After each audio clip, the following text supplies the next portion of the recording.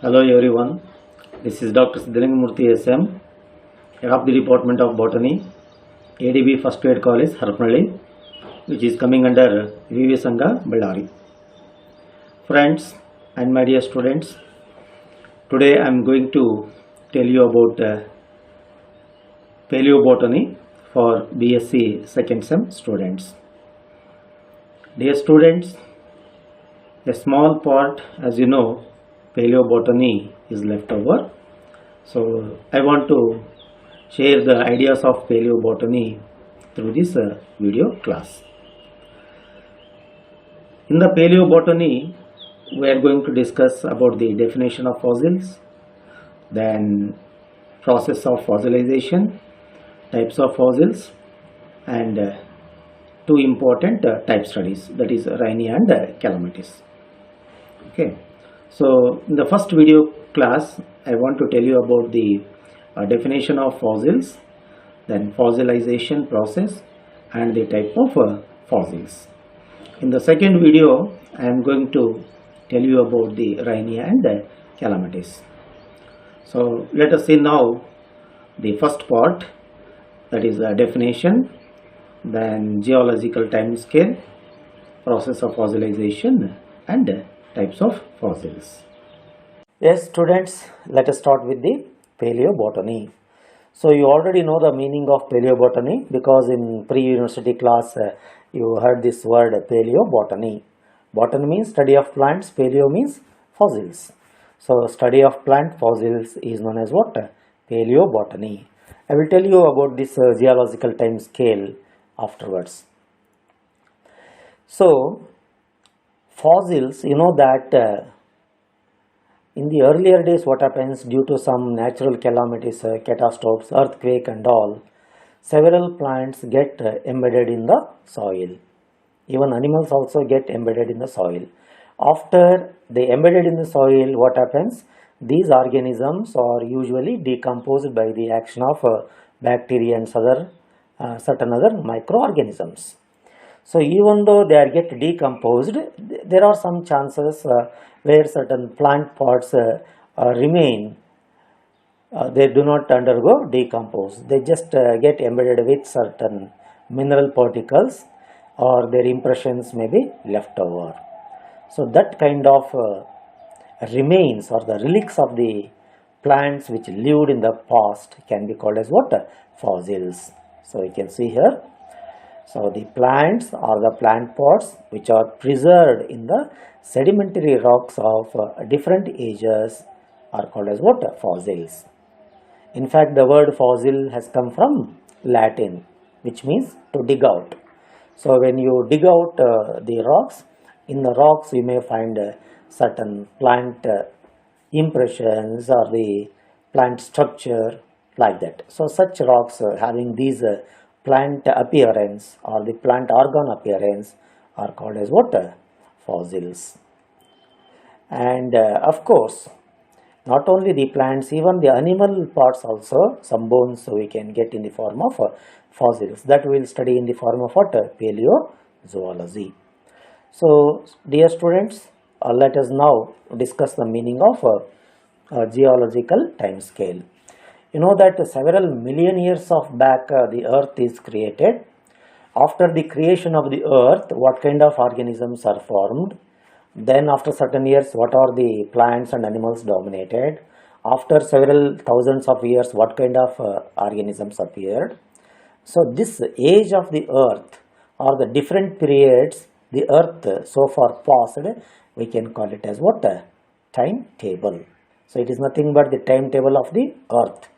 After its birth till today, what kind of plants appear or what kind of organisms including the animals appear. So that type of time or the complete period is called as what? Geological timetable, otherwise called a geological time scale. So it is estimated that about 350 million years back the earth has got the organisms. So here on the basis of time, the earth history, if we consider, totally 5 main eras are there, each era with some millions of years. They are Archeozoic, Proterozoic, Paleozoic, Mesozoic and Cenozoic. Dear students, we are now in the Cenozoic era, that is the recent year. Before the Cenozoic, Mesozoic, and behind the Mesozoic, Paleozoic. Then in its back, Proterozoic. So the starting period was Archaeozoic era, it is very earlier. So Archaeozoic and Proterozoic together called as a Precambrian era. And of course these eras are again divided into periods, and each period is further divided into epoch, and each epoch is further divided into different types of systems, series, stages and zones. Okay. So we have to discuss in brief about these eras. No need to go in detail about the epochs or the systems or series. Okay.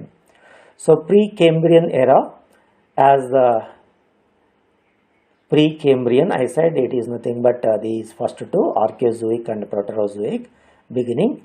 So earlier most of the earth was occupied by the rock and other non-living substance, and it is known that small bacteria or unicellular microorganisms probably were there. So those soft tissues cannot be found in the form of fossils.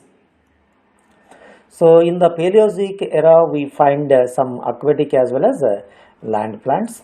So most of the algae and certain pteridophytes and bryophytes were known to be appear during the Paleozoic era. So we study what this xylotum, so that type of xylotum similar to that of is Rhynia, Xylophyton. So those were the pteridophytes. They were present in the Paleozoic era. So as I said already, there are different periods under this era: Devonian period, Carboniferous period, Permian period, like that. So different types of pteridophytes were dominant. Now we find pteridophytes only in the forest areas, that is where the rainfall is more. So therefore the Paleozoic era was called as the age of seed ferns or the pteridophytes. Now we have the ferns, they do not produce the seeds. Okay, Mesozoic era, this is the middle. So during this era what happens? There is evolution. So pteridophytes gradually evolve to what? Gymnosperms. Now the number of gymnosperms available is very less. So we find few plants like cycas, then this Neetum, conifers including pines, limited number of gymnosperms are there. But during the Mesozoic era there were plenty of gymnosperms. That is why that era was called as the age of cycads. Here also there were different periods like Triassic periods and all. Then Cenozoic era, as I said, now we are in the recent era, that is the Cenozoic era. So now what kind of plants are dominant? So we find the flowering plants, otherwise called as angiosperms. So therefore Cenozoic era is called as what? Age of angiosperms. So monocots and dicots, they are present. Students, this is the objective of paleobotanical study. In what way that study of fossil is useful? Of course, it helps in various aspects. We can study the external and internal structure of the fossils.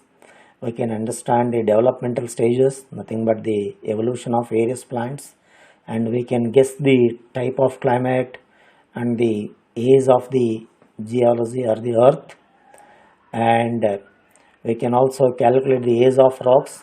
If we collect that rock, if that contains the plant material, we can calculate the age of that rock. So what kind of organisms were distributed, coal, water, etc. So even fossil fuels, they are nothing but the fossils. So these fossil availability help in the extraction of coals and other petroleum products.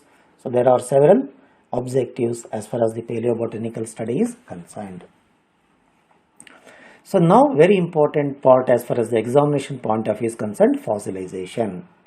The process of formation of fossils is nothing but fossilization, and the study of fossils is nothing but paleobotany. So definition we have already discussed. So, process of preservation of living beings or their parts in the form of fossils is nothing but fossilization. Fossilization occurs by two theories. According to two theories, fossilization has occurred. One is replacement theory and other one is infiltration theory. Replacement, you can guess easily meaning. Here what happens? The plant part tissue, the substances present in that replaced by mineral particles. That means molecules of the original substance, that is a plant material, one by one minerals of a soil solution. So it is a replacement of molecules of plants by molecules of minerals. And second one is infiltration. That means filling up. Here what happens? The mineral particles go on filling in the plant parts. Meanwhile, the plant part substances get disintegrated. So that infiltration occurs mainly by the minerals like calcium and magnesium. So types of fossils based on the nature of characters and then the fossil structure and other things, we find different types of fossils. So students, we can expect this for the 5 marks, different types of fossils. One is compression. As the name itself indicates, this type of fossil is formed by compression. So during the formation of the sediments, what happens? The plant material fall in between the two rocks. So thereby it is get compressed. So you can see here, the buried parts become flat due to compression. So you can observe very clearly the morphological characters, but we cannot see the internal characters. So it is occurred very commonly in the Carboniferous layer. For example, you see, this is how the Lepidodendron, vascular bundle-layer, leaf scar, ligule as we find in Selaginella, then sporangial scar, vestigial means disintegrating. So this is how you will find the compression. Petrifaction. So these are the fossils where you can see both external and internal structures. Right? So those fossils where you can see both internal and external characters of the plant parts are called as what? Petrifactions. So this is possible only by means of what?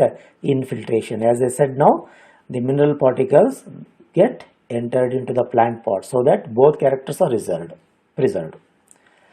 So different types of minerals, it is known that nearly 20 minerals are involved in the infiltration: carbonates, sulfates, silicates, phosphates, so on. And because of the infiltration, we can see the internal character also apart from the external characters. These are the another two examples for compression. And here you can see the petrifactions. Then incrustation, this is the picture for incrustation. These are the very common type of fossils. So here what happens? The plant is preserved as a cast. Cast means naven hachchu anta irtalla aa thara. But the internal structure is destroyed here. Deposition of sediments occurs in the form of hard coat around the whole plant body or its parts. So incrustations are formed by the precipitation of minerals like carbons on plant surfaces. So for example, just by taking a model, some statues and other things are created, So like that these incrustations are created. Then impression, very simple. Here what happens, in fact the plant material will be not there on the rock, but its mark or the picture lie on the rock. Just how we put the thumb impression by taking the ink on the paper. So the thumb fingerprints we can observe on the paper exactly like that. The plant structure can be seen in the form of a print on the rock. So this is the example, picture for the impression. Compaction means here some kind of vertical pressure. So these fossils are formed by the vertical pressure of one against the another. So intervening matrix is not found in between the plant parts.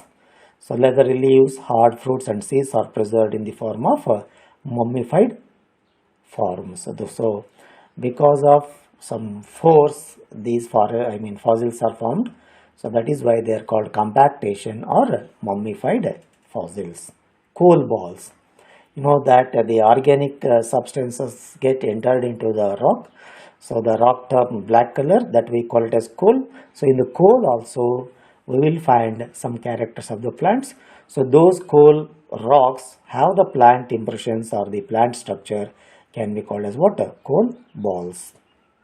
Several fossils are found in the coal balls. Amber, in fact here you don't find the rock.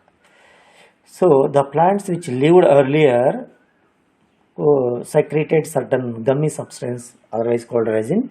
In that resin, so these plant pods get embedded and found in the form of fossils. So observe here, resinous extraction of certain fossil coniferous trees which flowed due to injuries caused boring insects, decaying branches. So forest floor gradually hardened to take the shape of amber. So here small plants and animals found preserved in this resin. Dried resin is nothing but amber. Leaf coal or paper coal. So these fossils consist of dead leaves dispersed in organic matters. So as the inner tissues are destroyed, the layers after layer are found. Just cuticle or a thin layer is found. And last one, pseudo fossils. Pseudo means what? False. Students, these are not the fossils. Sometimes what happens, the rocks may take the shape of a plant organ. They may show certain marking which almost look like or resemble like plant pods, but they are not the impressions or compressions of the plants which lived in the past. They are simply just a design or a mark, so that cannot be called as a fossil. So those stones which show the marks like a leaf or some kind of plant structure are called as what? Pseudo fossils. So these are the 9 types of fossils. If you write some 6 types, if the question is asked for 5 marks in the examination, it is more than enough. So compression, petrifaction, then third one is what? Incrustation, impression, then compactation, coal balls, and the last one is amber. These are the true fossils. Okay.